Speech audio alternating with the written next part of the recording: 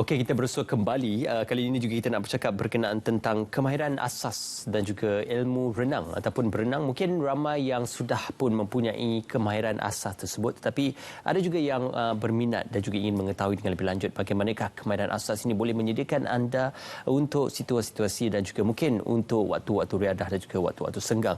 Untuk itu kita bersama dengan Puan Sharifah Khansa Said Omar yang juga merupakan seorang jurulatih renang. Apa khabar Puan? Sihat ya? Alhamdulillah bersama kami. Pada awalnya mungkin boleh diceritakan sudah berapa lama pengalaman Puan dalam menjadi seorang jurulatih dan juga conduct training untuk mereka yang ingin belajar berkenaan kemahiran asas renang ini? Okey, bismillahirrahmanirrahim. Dari segi pengalaman, secara formally saya telah menjadi jurulatih selama 8 tahun. Okey.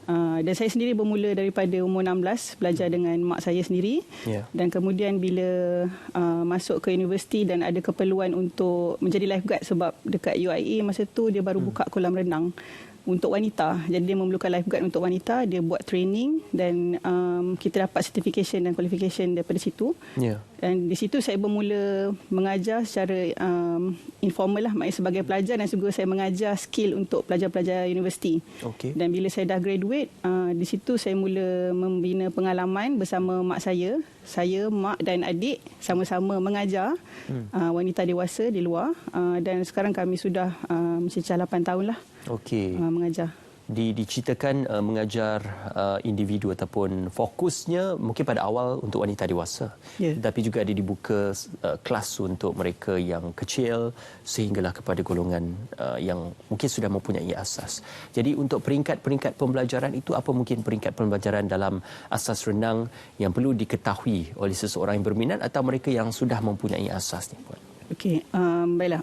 Untuk belajar berenang daripada zero, kebanyakannya dia tak tahu yang kelas renang ni sebenarnya memang untuk orang yang daripada zero lah. Kan? Banyak yang tanya, saya daripada zero, boleh tak saya belajar? Kelas renang yang kalau kita daftar memang dia akan ajar daripada zero, tak tahu langsung. Dan benda pertama yang kita akan ajar adalah water safety, water confidence, dan cara untuk bernafas di dalam air. Okey. Kenapa orang kata dia tak tahu berenang? Sebab dia tak tahu bernafas dalam air. Sebab kita ni hidup lahir-lahir terus bernafas kat darat kan. So kita tak pernah tahu cara bernafas yang betul di dalam air. Situlah punca orang kata dia takut air, dia lemas sebab pernafasan tu dia tak tahu. Jadi benda pertama yang kita akan ajar, water safety, water confidence, hilangkan takut dalam air. Belajar bernafas, dan kemudian bila kita dah nampak dia dah okey, baru kita start pergi ke teknik, proper teknik untuk dia boleh pergi berenang, jadikan dia sebagai sukan riadah yang konsisten. Ada mungkin prerequisite ataupun pre-exercise sebelum masuk ke dalam air ataupun ke dalam kolam renang tersebut? Syarat-syarat untuk masuk dalam kolam. Okey, biasanya kita akan letak syarat dari segi pemakaian lah. Mana-mana kolam pun, walaupun bukan untuk belajar berenang, disarankan ataupun sebenarnya wajiblah sebenarnya kita pakai pakaian renang muslimah ataupun untuk wanita, ataupun pakaian renang yang menepati kriteria kolam lah. Contoh, memang kita sekarang banyak jual pakaian dekat luar, banyak jual pakaian renang. Lycra. So material ni penting untuk di dalam kolam sebab material dia lebih ringan dan memudahkan pergerakan dalam air. Dan mesti memakai swimming cap, goggle untuk memudahkan pelajar tu lihat bila guru renang membuat demo, dia nak buat pergerakan dalam air, bila kita nampak apa saja dalam air tu, rasa takut tu kurang. So setakat tu je. Selebihnya peralatan semua biasanya kita akan sediakan. Just datang bawa diri, pakai renang, complete suit, dan kita akan train sampai dia boleh berenang.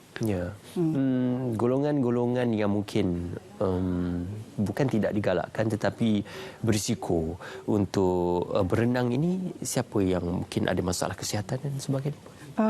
Golongan berisiko, kalau doktor cakap dia tak boleh berenang, okey, kita tak galakkan lah. Tapi kebanyakannya bila dia datang, kita akan tanya ada masalah kesihatan apa-apa.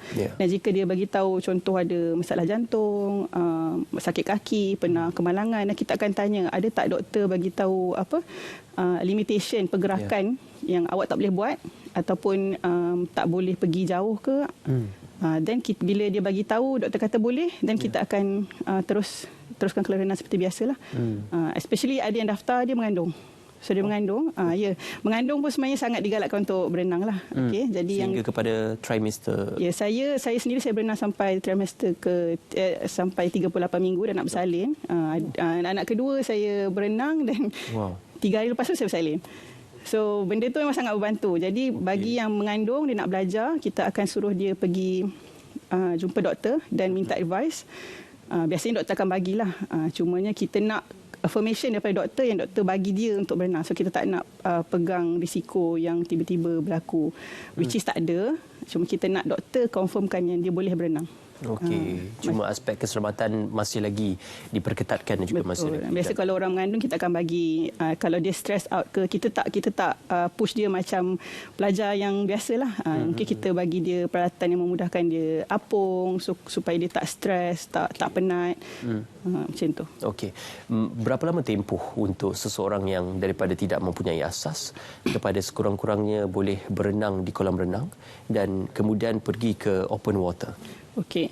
Ini berdasarkan pengalaman saya sebab saya mengajar dewasa. Untuk kanak-kanak dia punya tempoh dia berbeza dan mungkin lebih panjang sebab kanak-kanak dia perlukan repetition. That's why bila kita hantar kat kanak, kadang dia cakap kenapa saya hantar anak saya tak pandai-pandai. Baru hantar 4 kelas tak pandai-pandai. Sebenarnya bukan tak pandai, dia perlukan kelas yang berpanjangan. Okey. Untuk dewasa berdasarkan pengalaman saya mengajar lebih 8 tahun. 4 kelas ke 5 kelas. Normally kita ajar satu session tu 1.5 jam. Jadi 4 ke 5 kelas tu pelajar dah boleh berenang asas. Okey. Kalau yang cepat dia sebenarnya bergantung kepada sejauh mana pelajar tu mampu relax dalam air. Ada yang kelas pertama dia dah boleh relax. Memang dia cakap takut tapi kita dah ajar tu kelas pertama dah boleh relax.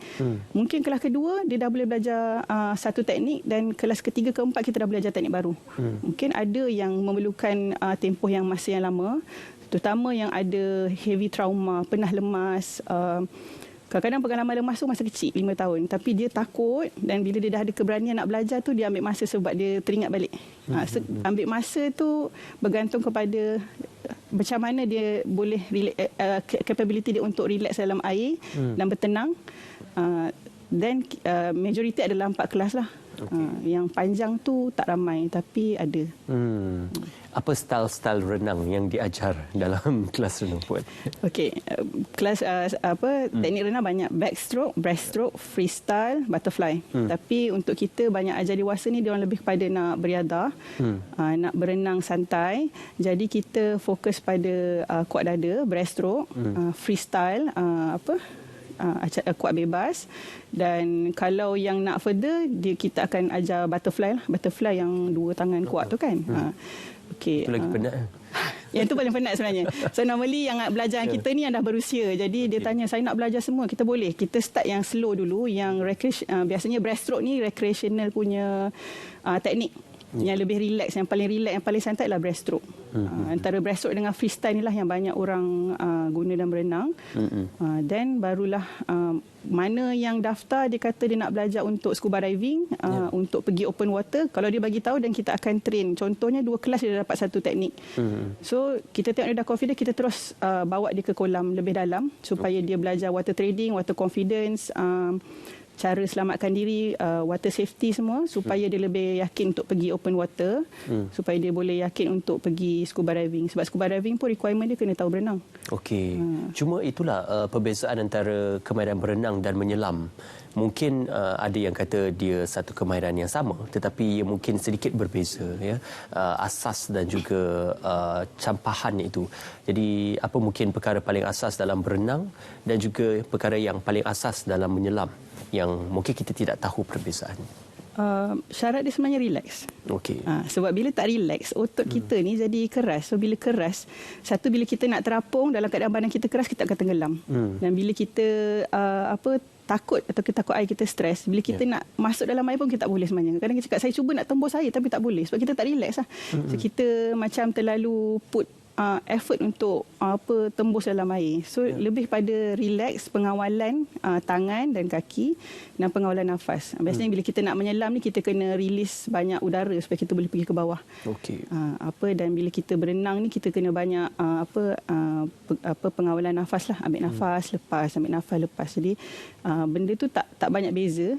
Tapi main thing dia adalah mesti relax. Dan kalau kita tanya mana-mana coach pun syarat dia mesti relax. Nak cepat belajar, relax. Nak berenang tak penat, relax. Semualah mesti syarat dia relax.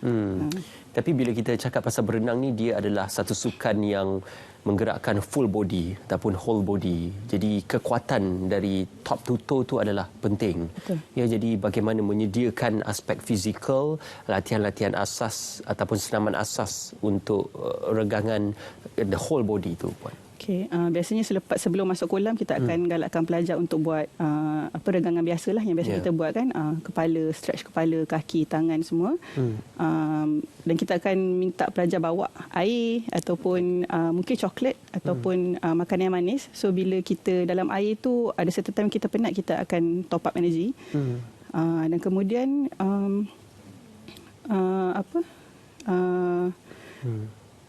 senaman-senaman yang pergerakan dalam air, untuk pergerakan dalam air sebenarnya walaupun kita nampak pergerakan tu full body, tapi sebenarnya bahagian utama yang kita guna adalah tapak tangan, tapak kaki.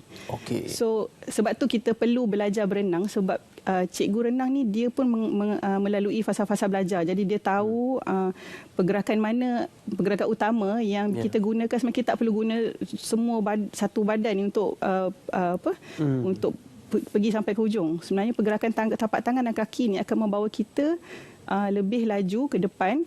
Tapi dalam masa sama, sebab air itu sendiri, kita dalam air. So air tu dia macam ibarat massage tau. So dia touch the whole body. So that's where bila kita use muscle, walaupun kita guna tapak tangan, tarikan tu sebenarnya effect muscle kita. That's why kita kata pergerakan tu daripada top to toe kita guna.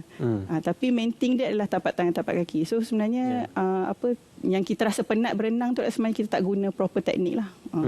Struggle kepala kat luar, tangan tarik. Kalau boleh nak bergerak satu badan tu, nak gerak sampai hujung. Itu orang kata kenapa saya berenang penat tu, sebab tak efficiently swimming. Ya, momentum tu kena pandai kawal lah. Jadi untuk kesimpulannya setakat ini, sambutan untuk kelas-kelas renang yang dianjurkan bagaimana, Puan? Alhamdulillah, terutama selepas yang banjir hari tu, banjir teruk dekat Ulangat, kan, banyak yang bila dia tengok tragedi yang berlaku pada keluarga, pada anak-anak, ataupun dia ada pelajar kami datang tu daripada Ulangat, walaupun ke Gombak, sebab dia kata setiap tahun memang banjir tapi tak pernah sampai sini. Dia dah standby semua, tapi dia tak standby yang bila air sampai sini dia nak buat apa. Dia dah start panik. Habis je banjir, dia terus nak prepare. Dia kata tak akan datang mungkin banjir lagi, so dia datang untuk untuk inilah, untuk belajar dapat skill balik. Ya, sekurang-kurang tahu berada di dalam air. Ya, so sambutan dia banyak tu, sebab bila orang nampak tu, dia nampak macam keperluan dia untuk keluarga. Kita nak tunggu bantuan tu sampai lambat. So masa tu kita kena survive sendiri. So berapa lama kita nak survive sampai bantuan tu sampai? Macam mana kita nak mudahkan orang yang menyelamat juga. Sebab kalau kita duk minta tolong penyelamat tu, ada 3 orang yang nak tolong kan. Kalau semua boleh berenang, mungkin dia lebih relax nak pergi, ataupun sempatlah kita selamatkan setiap seorang tu, sementara nak selamat tu kita boleh survive. Ya, tu by time. So ramai yang, banyak wanita sebenarnya, banyak ibu-ibu sendiri juga datang berenang. Daftar. Boleh dapatkan maklumat lanjut dan juga boleh bersama dengan Puan juga untuk mendapatkan maklumat lebih lanjut berkenaan kelas renang yang dikelolakan. Terima kasih Puan Sharifah Khalsat Said Omar bersama dengan kami bercakap tentang satu kemahiran yang amat penting untuk kita dalam menghadapi persediaan kepada situasi tidak terjangka, iaitu kemahiran asas renang. Kita nak berehat seketika dan kita akan kembali selepas ini Revolusi Industri 4.0.